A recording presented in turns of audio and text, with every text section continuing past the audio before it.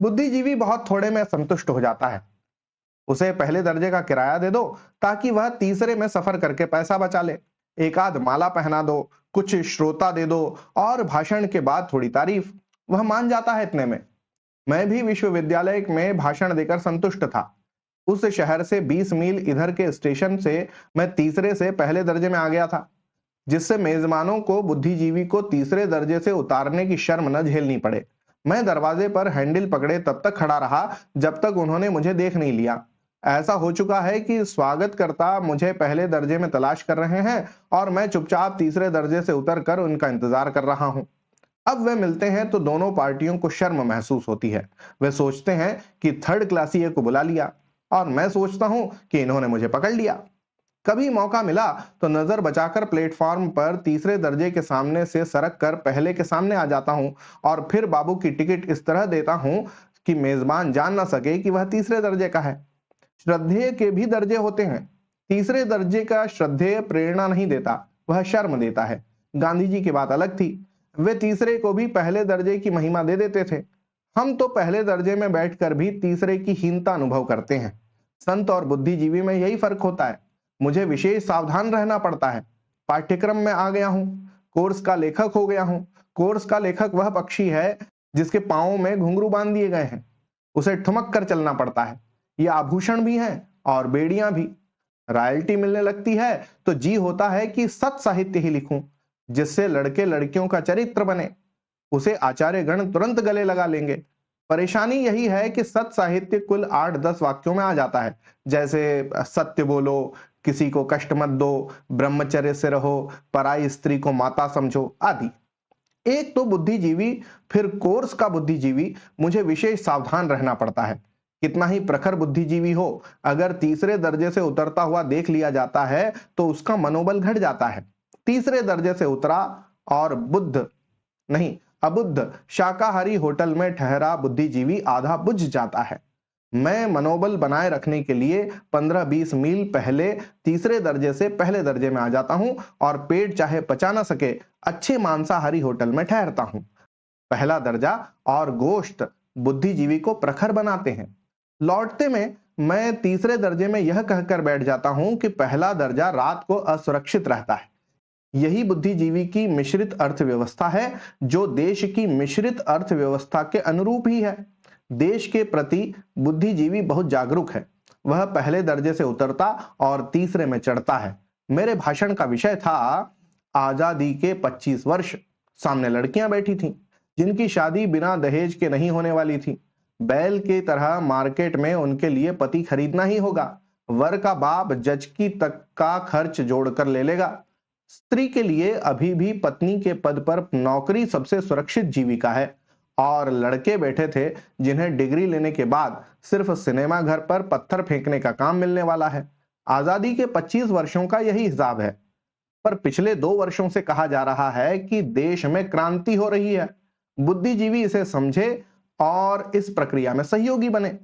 बुद्धिजीवी को क्रांति की बात करने में क्या लगता है? वह सारा गुस्सा सरकार पर उतार देता है। इससे वाहवाही मिलती है। वह साहसी कहलाता है, लोकप्रिय होता है। मगर यह छद्म क्रांतिकारिता है।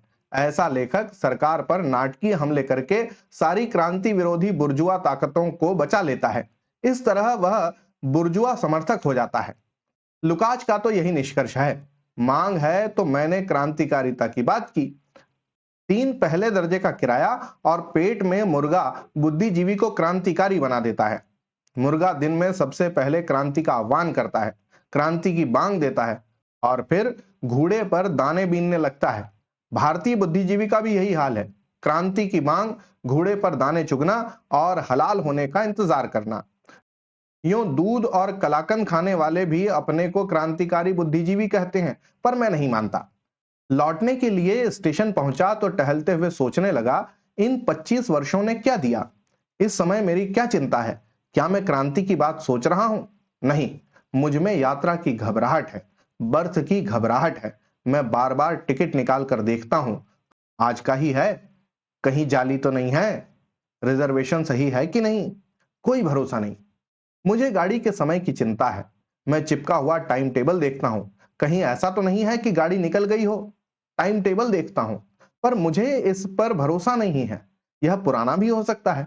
मैं वहीं खड़े बाबू से पूछता हूँ। वह कहता है, आपने अभी तो वह चिपका हुआ टाइम टेबल देखा है। मैं कहता हूँ, चिपके का क्या भरोसा। 25 सालों से क्या क्या नहीं चिपका है इस देश में। संविधान के निर्देशक सिद्धांत चिपके हैं, पर अमल नहीं है।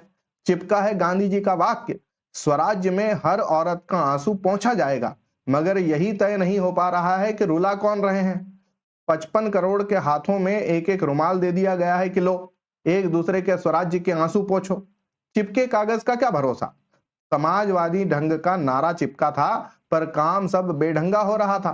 फिर जनतांत्रिक समाजवाद चिपक गया, फिर समाजवाद चिपका, अब गरीबी हटाओ चिपका है, मगर कीमतें बढ़ रही हैं।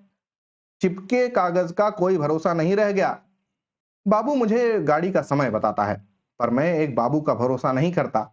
एक पर भरोसा करके नागपुर में भुगत चुका हूं। उसने कहा था कि यह गाड़ी बैतूल रुकती है, पर बाद में मालूम हुआ कि नहीं रुकती। मैं दूसरे बाबू से पूछता हूं, थोड़ा आश्वस्त होता हूं। मैं अब काले तख्ते पर देखता हूं, लिखा है राइट टाइम। मुझे भरोसा नहीं होता, कल का लिखा हो और मिटाया ना गया हो तो, या कोई और गाड़ी राइट टाइम हो लेकिन लिख इसके सामने दिया गया हो। मैं फिर दो बाबुओं से पूछता हूं जो कहते हैं कि गाड़ी राइट टाइम है, फिर भी मुझे विश्वास नहीं होता। गाड़ी समय से पहले भी आ सकती है और लेट भी। अब मुझे समय की चिंता लग गई है। रेलवे की घड़ी का भरोसा नहीं, महीनों बंद पड़ी रहती हैं ये घड़ियां। अपनी घड़ी देखता हूं, पर उस पर भी मुझे भरोसा नहीं, पता नहीं कब चाबी दी थी। फिर इन घड़ियों का कोई ठिकाना है। मैं एक दो लोगों से समय और पूछ लेता हूं। अब मैं प्लेटफॉर्म पर खड़ा गाड़ी का इंतजार कर रहा हूं। मैं जानता हूं गाड़ी पूर्व से आती है, पर मैं पश्चिम की तरफ भी देखता हूं। दोनों तरफ से गाड़ी का इंतजार करता हूं, कोई ठिकाना नहीं है। पूर्व से आने वाली गाड़ी पश्चिम से भी आ सकती है। सोचता हूं मुझे क्या हो गया है। इतना अनिश्चय, इतना अविश्वास। क्या आजादी के 25 वर्षों ने यही अनिश्चय और अविश्वास की मानसिकता दी है हमारी पीढ़ी को, और यही हम आगामी पीढ़ी को विरासत में दे रहे हैं। जिस रास्ते पर चल रहे हैं वह समाजवाद मार्ग है, पर ले कहीं और जा रहा है। महात्मा गांधी मार्ग पर सारे ठग रहते हैं, रविंद्र मार्ग पर बूचड़ खाना खुला है। परीक्षा में कोई बैठता है और पास दूसरा हो जाता है। सारे देश में शक्कर के दाम 2 रुपए किलो निश्चित किए गए हैं, पर इस घोषणा के बाद भी उसका दाम 4 रुपए से बढ़कर 4.25 रुपए हो जाता है। सहकारी दुकान के सामने कतार लगी है और पीछे के दरवाजों से चीजें काला बाजार में चली जा रही हैं। क्षेत्र में काम कोई करता है और टिकट दूसरे को मिल जाता है। हम किसी को महान भ्रष्टाचारी घोषित करते हैं और वह सदाचार अधिकारी बना दिया जाता है। अनिश्चय और अविश्वास। दवा की शीशी पर नाम सही है, पर पता नहीं क्या खा रहे हैं। हनुमान भक्त मेरा एक मित्र कहता है कि अब आदमी पर भरोसा नहीं रहा, कुछ निश्चित नहीं है। अब तो हनुमान जी से प्रार्थना करते हैं कि अब के जब राम के काज से गंध मादन जाओ तो हमारे लिए भी पेचिश की दवा लेते आना। गाड़ी आती है। तीसरे दर्जे के श्रद्धेय जब अपनी सुरक्षित बर्थ पर जाते हैं तो देखते हैं कि वहां कोई दूसरा बिस्तर फैला रहा है।